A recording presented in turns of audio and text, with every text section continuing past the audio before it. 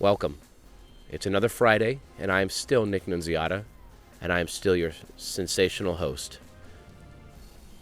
I come to you with news of feature films being made, lives being lost, salads being devoured, wind blowing trees.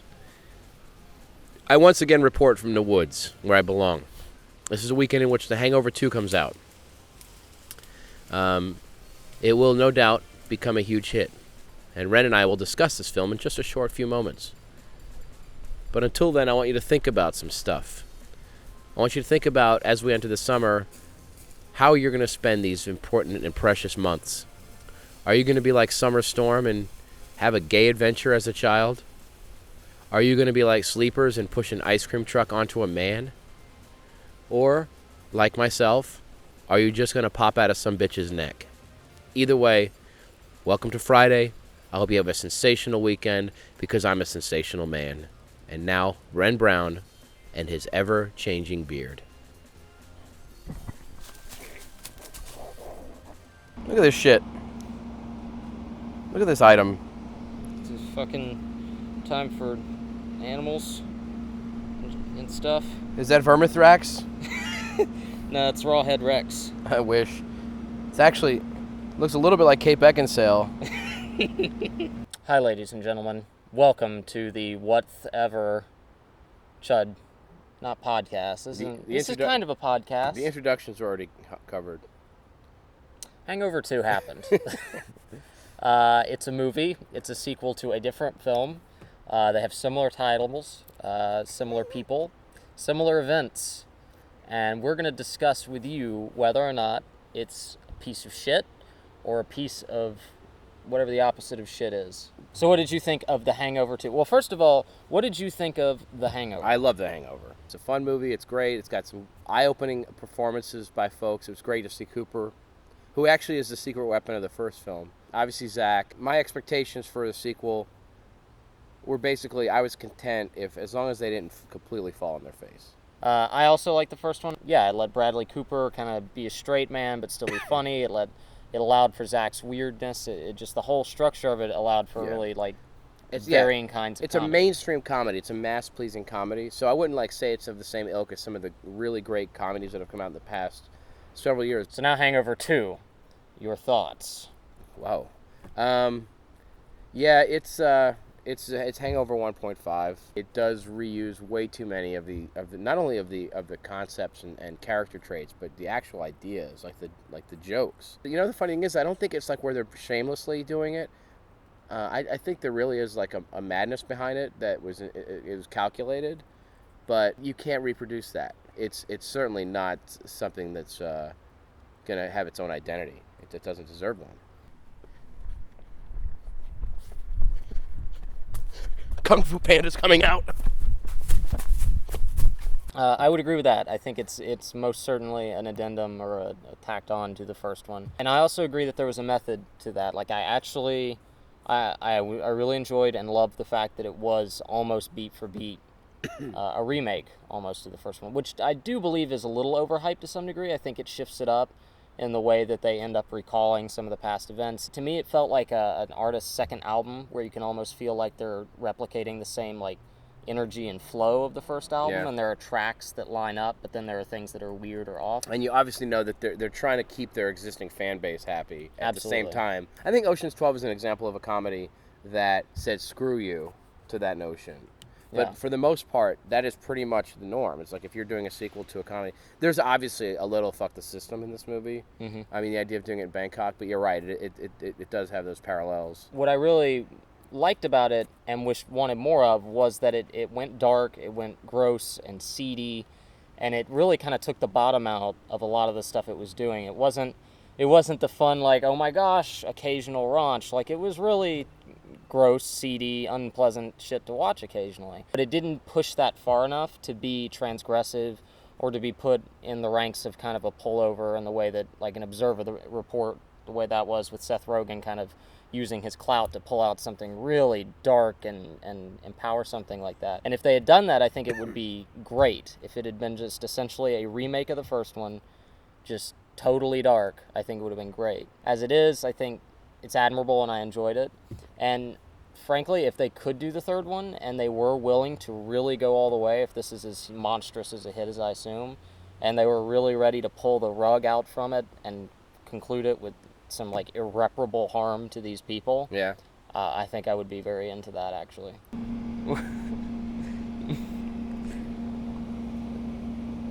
Ray Winston, can you tell? No? The only thing is, I will say that they felt compelled to have Ed Helms sing a song was annoying. That they felt compelled to bring Ken Jeong into it as much as they did was annoying. A crazy Asian guy saying, you know, gangster type stuff gets so old so fast. I mean, we get enough of that with Louis Gossett Jr. So it's just kind of like, why do that? And then the Mike Tyson thing, which is not a spoiler, really. Not really, and it was pretty truly awful. Just abysmal. Just checking time. We should be good. Okay. All right. I don't know why I performed that. I'm going to cut it right the fuck out. Nobody's ever going to see that ever. You're not going to see any of this. The Hangover is a hangover. It's a hangover. It's a hangover's hangover. That's good enough. Hungover. That's fine for both of us. Of course, quite great. And I covered a little trailer with an interesting surprise. And unlike every other asshole on the internet, I didn't ruin it in the headline of the fucking article. And because of that article's gotten over 2,000 Facebook likes and got retweeted hundreds of times because people don't like to have shit ruined. Attack the Block. It's a little film by a guy named Joe Cornish, who is known for the Adam and Joe show in the UK. And he's also the writing partner of Edgar Wright these days, worked on 1010. And Edgar Wright produced his new film, Attack the Block, which is his first feature film as a writer and a director. It screened at South by Southwest to great acclaim. I saw it there, I loved it, reviewed and interviewed the director. And it's been slowly picking up steam ever since, showing 3 or 4 times in LA, maybe a few other cities. And then finally, a group of websites, including the illustriouschud.com, got together with Screen Gems to do a 25-city event screening yesterday, the 25th. As we record this anyway. And from the Atlanta perspective, and from everything I could gather on Twitter, it was resoundingly successful, and I think Screen Gems is going to know what they have. Now, Nick saw it yesterday with me for the first time. What did you think? I thought it was good. I thought it was good. I thought it was a lot of fun. Definitely had its a foot firmly planted in old school, with a lot of Carpenter-esque stuff, a little Walter Hill-esque stuff, and I do think that it is a seriously tougher sell than I thought it might be. It's a crowd-pleasing movie, but it's a crowd-pleasing movie if the crowd gets invested, and it requires a little bit of effort. An American audience, they are going to have some trouble with the dialect. I think they'll get into the groove and the tempo of it after a while, but I think there will be that. I have a feeling that a certain percentage will be dismissive just based on the fact that there's this toothy thing kicking ass. But it's absolutely a lot of fun. It definitely speaks to the core very strongly. I don't consider it. A lot of people have said it's the new Shaun of the Dead, and it's certainly not. It's not. It doesn't remind me actually anything of Shaun of the Dead. Yeah, his connection with Edgar Wright. I've talked about it in some places. They have like similar abilities in terms of like energy and understanding dynamics, but they are incredibly different filmmakers. There's no whip pans or smash cuts or any kind of the things that Edgar uses to bring energy. It's very traditional, old school Carpenter style. Yeah. Filmmaking. I don't know, and it's not. It doesn't pay tribute to a specific genre as strongly as Shaun of the Dead. But I also think it doesn't possess the same sense of humor, because I don't necessarily mean it's the same tempo or anything. Because I mean, Shaun of the Dead is a unique movie, right? And so is Hot Fuzz, and so is everything that those guys do. But if you like Shaun of the Dead, it doesn't mean you're going to Attack the Block. I think if you like Escape from New York, The Warrior, if you like stuff like that, it'll appeal more to you. But that scares me because there's a lot of people now that don't understand the value of those movies. And what the one thing overriding thing I've discovered from watching this movie about Joe Cornish is, it's exciting that we have a wave of filmmakers now who obviously went to the school of Carpenter, and I'm sure a bunch of those other great filmmakers. And it's amazing to see some of that translating into new, fresh, vital movies, because Carpenter can't do it anymore. We're actually going to start to see what I think is maybe Carpenter movies, but better. Because you have people that are actual writers that have studied and have all these tools at their disposal, and that are paying their respects, but also bringing their own stuff. That was the big thing about Attack the Block to me, was that it was it was definitely an awakening of a new filmmaker. That said, I think it's in trouble as far as marketing. It needs to really be smart, and it needs to be, I think it needs to build the groundswell. These 25 screenings, perfect. It's a perfect crowd. What happens after that? I mean, like, look at Scott Pilgrim. It blew people's eyes off at Comic-Con. Right. And then it didn't necessarily connect on the wider scale. It doesn't mean the movie's bad. It doesn't mean it's a failure. Screen Gems has to be really meticulous in how they present this. Yeah. This is a good one. Pete Postlethwaite. James Dean after the wreck. Oh, no. No? My second guess was the movie Crash. Too soon? Too soon for Jimmy Dean sausage? Oddly enough, not Cronenberg's Crash that I was talking about. I have the benefit of the second viewing and having seen the movie for a while and kind of being comfortable with it, I guess, and I acknowledge that. But I really think anybody who sees this movie is going to appreciate it and enjoy it. It's hard for me to conceive of somebody not liking it that would go to see it ever. Like, anybody who would walk into a theater is probably going to like it, for the most part. I think in terms of marketability, I don't think it's that difficult to cut together something that will support it and get people intrigued. And, whether that involves avoiding the dialects or whatever, but watching the trailer they have, I think it's pretty solid. But I do think the energy behind it is gonna do a lot for it, because the energy behind it isn't quite the same with Scott Pilgrim, where it feels so much like a specific audience is behind it. And it has the pressure to perform like a blockbuster because it's so huge and it's a mainstream wide release. I think a platforming, growing release for a small movie that just has such a general kind of, people are bringing up the Goonies and things like that when they bring it up. So I think there's a lot of different perspectives that are finding things to appreciate. And I think that says something very good about the movie, that there's about 10 different movies, from Clockwork Orange to The Warriors to Gremlins, that different people are relating to it. So it's not easy to peg into, well, it's just Gremlins meets Shaun of the Dead. Like, you can't, there's no easy equation for it. And I think that's a good thing. No, it's Saturn III meets Wild Orchids. Little children versus Mechagodzilla. I also saw, I was reading some of the tweets last night, and I saw Boys in the Hood brought up. What else did I see brought? Phone? What do you think it can platform somewhere and grow big? Do you think it's always destined to just be a small initial release and go away? I think it's an R-rated movie. Yep, that's definitely. It's R-rated.